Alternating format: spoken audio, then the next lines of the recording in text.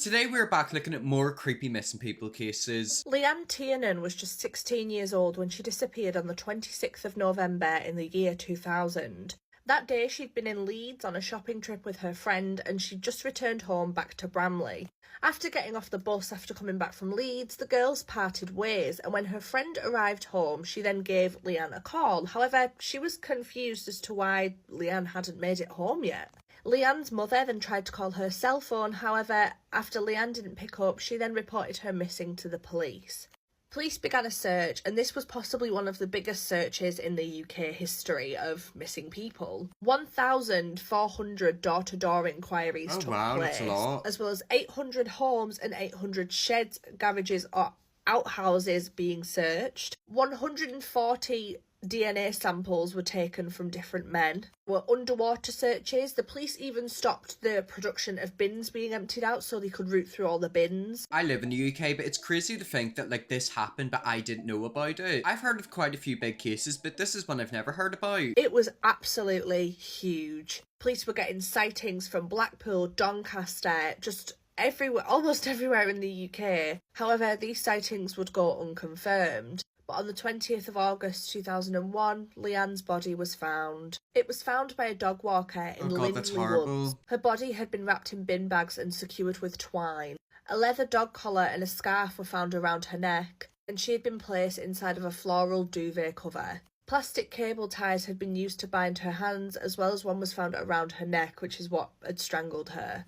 Now, we introduce John Taylor. He was a parcel delivery worker and he lived on the same estate as Leanne. John's name was actually given to police by not one, but two former girlfriends. And they both said that the woods that Leanne was found in, when they would drive past that woods with John, he would boast about hunting and poaching in that woods. Another woman that dated John also came forward and said that he had a fantasy about tying women up and putting them in cupboards. So the police have been given all of this information and they most likely have ignored it. I've said it before and I'll say again, a lot of these cases could have been solved a lot more quickly and probably could have resulted in people not dying if the police actually listened to witnesses. This wasn't just like a random killing. This man quite clearly has had bad issues with his behaviour in the past. Women have came forward to the police about it and they probably haven't listened. As well as him being really into cable ties and things of that nature, if you catch my drift. And when it came to this sort of thing, he was not a very nice guy about it. He would be quite forceful with his ex-girlfriends, making them do things that they didn't want to do. And one of his girlfriends came forward and said that he used to tie them with cable ties when they were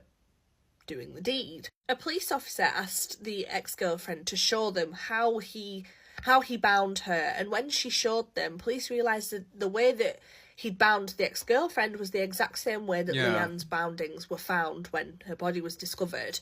And police had so much evidence to prove that he had done it, like the dog collar belonging to him. The twine on her body matched twine found in his home. The same bin bags and cable ties were found in his home as well. And on October 16th, 2001, he was arrested on suspicion of her murder. And John Taylor did actually confess to kidnapping her. However, he said that her death was an accident. He didn't mean to kill her. He entered a guilty plea on the kidnap and murder of Leanne, and he was sentenced to life imprisonment. However, this sentence would then be overturned to a minimum of 20 years. But as police started to look into this guy, they realised that this was not the first crime he had committed. Oh, brilliant. He had done lots of other things to women as well in the past. And because of this, in 2018, he was then given a whole life order, which means he will not be getting out of prison. He's going to die in prison. Thank God. It wouldn't surprise me if he's murdered other women in the past. But people like him, whenever they're eventually caught, it's not their first time doing it. Think of serial killers that have killed like 60, 70 people. How many other women has he hurt that we don't know about? How many more bodies is there yet to find? She was one of my closest friends growing up, broke my heart. Sometimes when we watch these videos, you kind of forget it is actually a real person. Imagine one day you're with your best friend and then you just never see them again. The next time you see them is at their funeral. That's what happened here. This isn't like a made up case. This is something that actually happened. That man went and murdered that girl. My mum went to school with her. Her ex-boyfriend at the time's house got searched because of this case. However, she remembers the girl being found in a freezer in a house in the same street as her ex lived on. Is she talking about that victim or another victim? Yet again, remember how I was mentioning it probably isn't his first time committing a crime like that. Sometimes these people will just do it until they get caught. So it makes you wonder, how many other girls has he murdered? All of these people have gone missing in Tenerife, and it's making people question if there's something more sinister going on. I've heard about this. 71-year-old Mark went missing with his wife in April. His wife was later found floating with a bag on her head. and 2 of her legs missing. Oh. 17-year-old Noelia has been missing since the 23rd of January. 51-year-old Marek went missing on the 8th of June. Natalia and baby Vladimir have been missing since March, with police suggesting a possible parental abduction. 44-year-old Reiko hasn't been seen since the 15th of March when he was out for a drive, and he's considered vulnerable. Marielle and 2-year-old Sebastian also went missing in March in what is believed to be child abduction, and they're believed to have left the country. Finally, 60-year-old Juan Gonzalez has been missing since the 13th of January.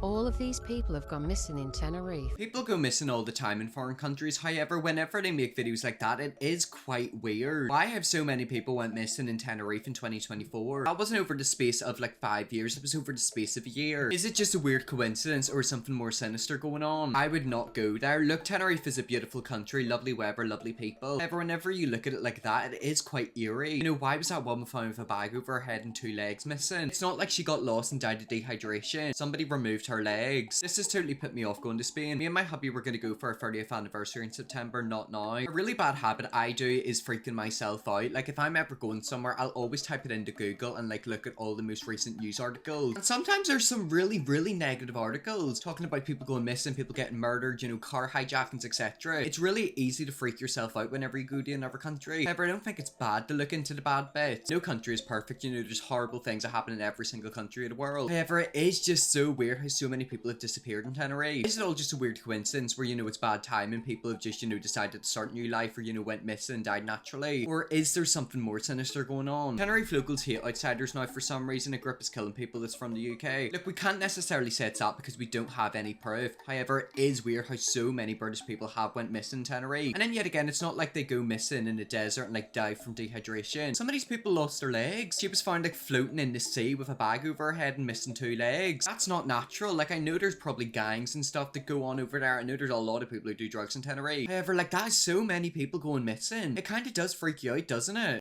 This is one case that still haunts me. The story of the disappearance of Jason Jolkowski is one of the weirdest things that you'll ever read about, and it's haunting because to this day, this mystery has never been solved. So let's take a look at it. So this is Jason Jolkowski. He was born in 1981 and lived in Omaha, Nebraska all his life. And this story takes place in 2001. So on Wednesday, June 13th, 2001, Jason was called into work early. So initially, Jason planned on walking to his job, which was 4 miles away, due to the fact that his car was in a repair shop that day. But he eventually made plans for a friend to meet him at a high school that was nearby. So this high school, Benson High School in Omaha, Nebraska, was only half a mile from Jason's house. Literally an 8-block walk, and that's where his friend was supposed to meet him. So just take a look at this photo. This is the exact route that Jason was going to take to the high school. It's only a 10-minute walk, and keep in mind, he was about to make this walk in the middle of the morning in broad daylight.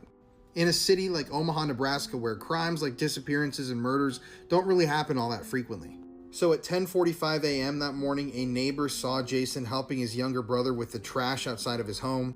And at some point right after that, he left to go on this walk to go meet his friend. And during this walk, Jason vanished off the face of the earth. So to this day, no trace of Jason has ever been found. There were no remains ever recovered. Nobody has seen anybody that's ever looked like Jason. Nobody reported seeing somebody being abducted on the day that he went missing. Nobody even reported seeing anything out of the ordinary. It's as if he simply vanished literally into thin air. They even checked the security camera footage from the school that he was supposed to be walking to that day, and the security camera videos showed that Jason never arrived. It was somewhere on that half-a-mile walk when he vanished. Now, Jason's parents have suggested that they believe he may have been abducted and killed, but with no body ever having been found, that theory is just really hard to prove. And yeah, it's been over 20 years since this happened, and no trace of Jason has ever been found. That's why it's a case that will haunt me. I mean, it's just scary to think that you can be making a half-a-mile walk in the middle of the day, in the middle of your city, and go missing, and no one will ever even find a piece of your clothing. And that's what's so terrifying. It's the fact that nobody knows what's happened to him. It's not like he disappeared and appeared a year later. He literally is still missing. Was he abducted? Did he just, like, I don't know, like, fall into a drain pipe? If someone did abduct him, they're out there. They know what happened, but they're not coming forward, and that's what's terrifying. Also, something that I think is very interesting about that case is how they're talking about how he had to walk due to him not having his car. If he had his car, the trajectory of his life would have been completely different. Think of it, if he never walked there, he still would have been alive to this day. And I find that so eerie and bizarre. One small decision like that can change your whole life. Similar thing happened to my great-grandfather. It disappeared into thin air in the 1960s in England. A few years ago, we finally found him in France alive. Thankfully, you found your loved one. However, his family didn't. And yet again, you know, why did he just, like, disappear? Like, this is what is so freaky to me. It's like the whole human mind. Sometimes people just decide to abandon their life and start a new one. Why did they do it? How did they do it? He's never been seen, so for all we know, he could still be alive. I don't think it's very likely he is. But it is just the unknown, you know, what actually happened. Did somebody hurt him? Did he hurt himself? Or did he just decide to start a new life? Tara Smith has been missing for over 26 years. And I want to tell you about this case and why it means so much to me. It's because she's from my hometown, Redding, California. I paused that video quickly. 26 years. That person's been missing longer than I've been alive. Could you imagine having a loved one that's been missing for 26 years? That's not like them missing for a couple of weeks. That's them missing for years. I'm going to read you the facts of the case from solvethecase.org. And just know that there was so much circumstantial evidence which would lead one to believe that it was her boyfriend who was perhaps responsible for her disappearance. However, he was never arrested for that. No surprise. So, I want you to make your own opinion on this after I read this to you. Summary. Tara Smith was last seen leaving her family's residence on Tarsi Way in rural Redding, California to go for a jog between 5 and 7 p.m. on August 22nd, 1998. She did not have permission to leave the house. She was grounded, likely for sneaking out that night on her own, and her sister tried to stop her. However, Tara said she would be back home before their parents got home. She never returned home and has not been seen again. She was 5'7", 135 pounds. She would be today 43 years old, but she was 16 at the time. And the circumstances. That evening, Tara ran errands with her mom, Marilyn, who then dropped her off at the house. Marilyn then headed into work and Sierra was home with Tara. Tara was scheduled to work at the family business her parents owned, Oasis Fun Center. By the way, I used to go to Oasis Fun Center. It was like a mini golf arcade. I think they had batting cages. It was like a really cool place to go, actually.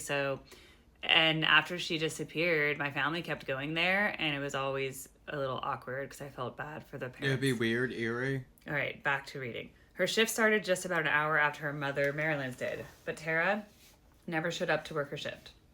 Marilyn called home and spoke with Sierra, who told her that Tara went jogging, was supposed to be gone for only 20 minutes, but didn't come home.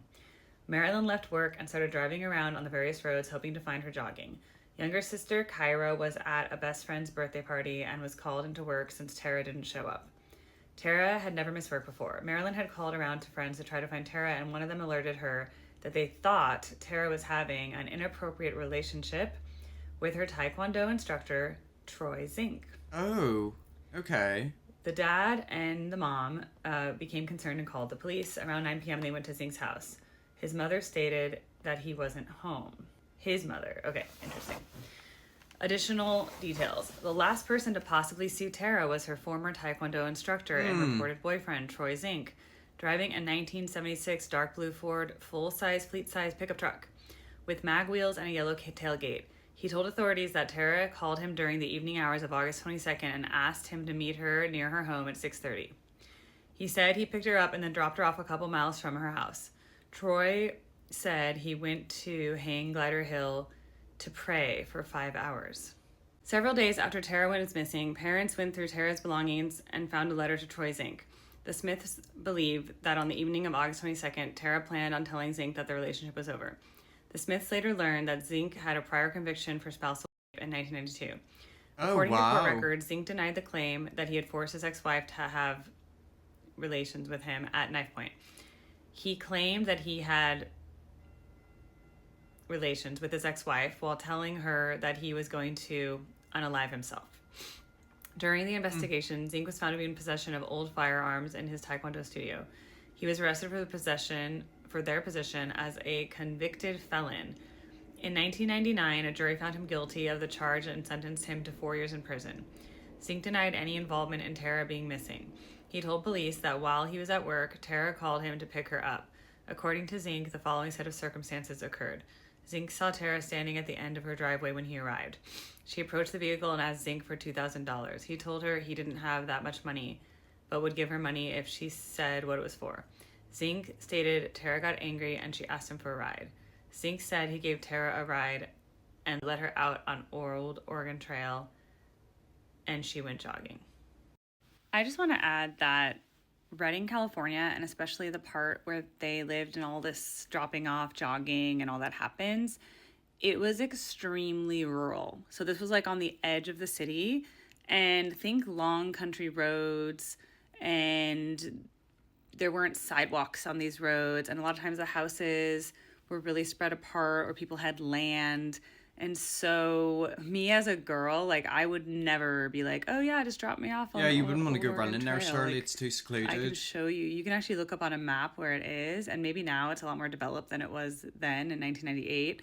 But we would used to go out there, like Shasta College was built way outside of town, so you would drive on this highway and you'd go like 3 miles and then you'd get out there. But all these little roads on the side of this highway, it was just fields and, you know, rurally spaced houses. So again, very strange. And what's with this alibi of him praying for 5 hours, and how was that acceptable? Like, how did Why would he also not pray get for 5 arrested? hours? It's weird. Because remember, she was a minor and he was an adult, How old? over 10 years older than her, and was married. Oh.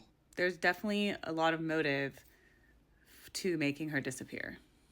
Okay, so that was the end of that video. That has just got sketchy written all over it. I'm gonna say what most people are thinking. I think the boyfriend has something to do with it. You know, first of all, why is a 26-year-old dating a 16-year-old? After he left her, he went and prayed for 5 hours. Why? Is he trying to cover something up? You know, is he trying to ask for forgiveness for something bad that he done? That's wild. How was he not charged? I understand it was circumstantial evidence, but at least for the inappropriate relations. He just seems like a very sketchy guy. I mean, look at his criminal record. He's also got guns in his, like, karate studio. Every second that went by in that video, it was just seeming more and more likely that he was involved somehow. 26 years ago, she disappeared and she's never been found. So for 26 years, somebody who knows what happened has kept their mouth shut, and that's what's the most terrifying thing. Well, anyways, guys, that's some creepy missing people cases. If you want to see me look at more creepy missing people cases, let me definitely will. Here's Beggar Scrub, and see you all tomorrow for another video.